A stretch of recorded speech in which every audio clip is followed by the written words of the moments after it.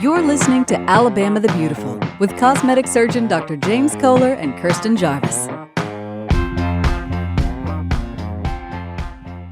Hey, Dr. Koehler. Hey, Kirstin. You want to know what we're talking about today? Please tell me. This is one of your favorite subjects. I feel like I say that a lot. Lymphatic drainage massage after surgery. That's my favorite. Why is that my favorite? I'm just joking. Okay. It's kind of a boring subject. I was just trying to spice it up a little bit. Oh, okay. Yeah, well, let's talk about it. Okay. What is lymphatic drainage massage? Well, it's a type of light pressure massage that massage therapists use to help mobilize the tissue fluid to the lymph nodes. And so when patients have procedures like liposuction or tummy tuck, there's going to be tissue fluid, the fluid that builds up within the tissues. And so to help get the patients to recover quicker and get their swelling down, massage therapists will use light pressure to help push that tissue fluid towards the lymph nodes. And the lymph nodes are what carry tissue fluid back into the bloodstream. And so what we're really trying to do is to help get the swelling down after surgery and get people recovered quicker. That's ultimately what we're trying to do. So you said a lot of times you recommend this after liposuction. What cosmetic procedures is this helpful for? Like what else? I mean, I think that the biggest procedures it benefits is liposuction and tummy tucks. I don't know if any of my patients have done it after a breast surgery, but I'm sure some people have. It certainly could be done. And I've heard of people doing it after facelift surgery even, to help mobilize the swelling after facelift surgery. So, but most commonly it's done after body lifts, tummy tucks, and liposuction. That's what it's done most commonly. When is the best time to start? Well, some doctors have different thoughts on this, and some people start it kind of really early. But like for me, I usually would be like, don't do anything the first week. Let's just get you through the pain, and if there is discomfort, let's get you through that. Sometimes patients have drains, and a lot of times we'll get those out before they start lymphatic massage, but not always. So it's usually about a week to 10 days, I'd say, that we'd be starting the lymphatic massage. And the big thing about it, though, is, or at least in our area, like not every massage therapist really understands lymphatic massage. And on top of that, like the ones that do are kind of booked out. And so you've got to plan ahead. If you want to do lymphatic massage, you can't just like have the surgery and go, oh, hey, who could I go see for lymphatic massage? Because when the therapists are doing lymphatic massage, they're going to want to see you 2 or 3 times a week for the first few weeks. Mm-hmm. So, to be able to have, and they're not long appointments, but still, like they got to get you on the schedule. So you got to plan this in advance. So if you're thinking, oh, I think I'd really like to do lymphatic massage to kind of help my swelling down quicker and get a quicker recovery, then you need to do that at the same time you're scheduling your surgery, or maybe sooner even. But you need to know when your surgery is. So usually a week out after the surgery, talk to the massage therapist, make sure they're comfortable with it. And then, they'll see you 2 or 3 times a week to do this light pressure massage. It's different than regular massage. Okay. What happens if you skip it? Does that slow down your recovery at all? I think you can still end up at ultimately the same point without it, but definitely, people who do lymphatic massage after their surgery, the fluid doesn't build up as much. They don't complain of at the end of the day being just really bloated and swollen.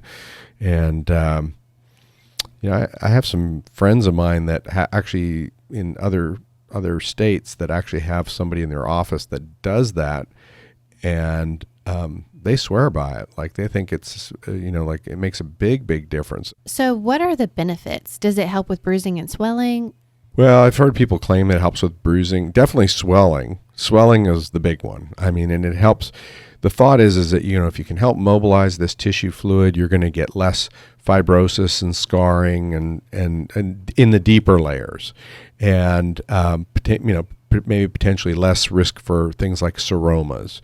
So where fluid builds up in pockets, and that, when people get a seroma, that sometimes has to be drained surgically. Like you can't just massage it out. So getting that tissue fluid mobilized to the lymph nodes will definitely help get that swelling down quicker. And again, it's important to get a person who understands it, because you got to know where the lymph nodes are, because you got to be directing the fluid in the right direction. So, well, that kind of leads to my next question, because I know you can buy oils and roller balls and cups and stuff on Amazon to be able to do a lymphatic drainage massage at home.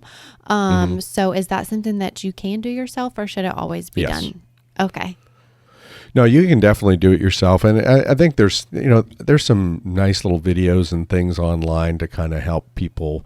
It's not complicated. You can't use heavy pressure. You got to know where you're trying to massage the fluid to.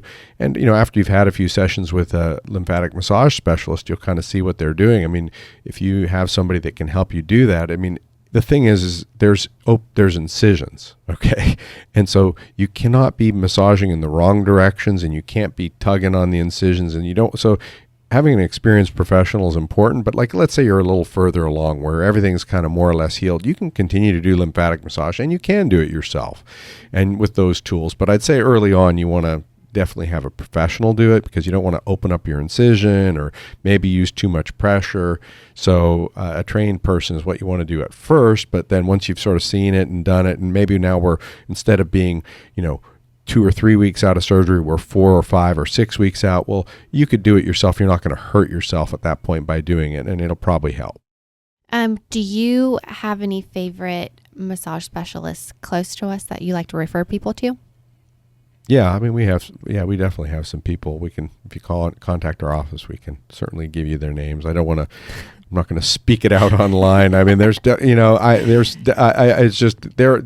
some people that we like, that we've had good luck with, and they know what they're doing, and patients like them. Yeah. So, but there's a lot of people around, but again, you need to ask that if you're going to just use any massage place, like, you need to ask them, like, are they experienced in treating these patients? Are there any specific people that should not get it, or any risks involved?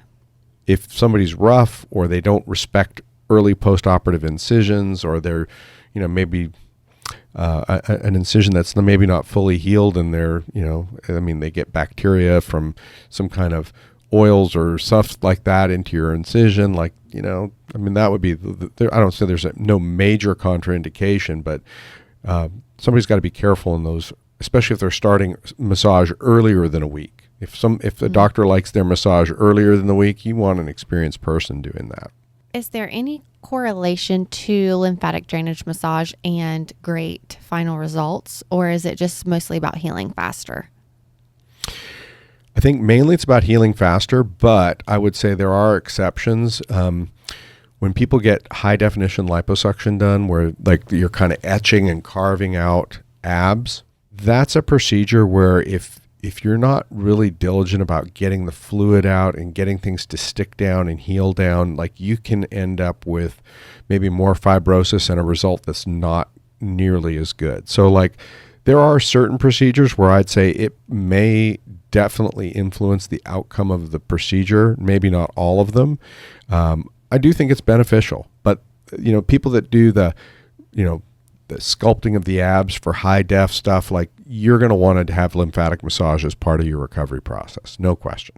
Okay. Do you have a burning question for Dr. Koehler or me? You can leave us a voicemail on our podcast website at alabamathebeautifulpodcast.com. We'd love to hear from you. Thanks, Dr. Koehler. Thanks, Kirstin. Go back to making Alabama beautiful. All right. I'm doing it. Got a question for Dr. Koehler? Leave us a voicemail at alabamathebeautifulpodcast.com. Dr. James Koehler is a cosmetic surgeon practicing in Fairhope, Alabama. To learn more about Dr. Koehler and Eastern Shore Cosmetic Surgery, go to easternshorecosmeticsurgery.com. The commentary in this podcast represents opinion and does not present medical advice, but general information that does not necessarily relate to the specific conditions of any individual patient. If you enjoyed this episode, please share it and subscribe to Alabama the Beautiful on YouTube, Apple Podcasts, Spotify, or wherever you like to listen to podcasts. Follow us on Instagram at Eastern Shore Cosmetic Surgery. Alabama the Beautiful is a production of The Axis, TheAxis.io.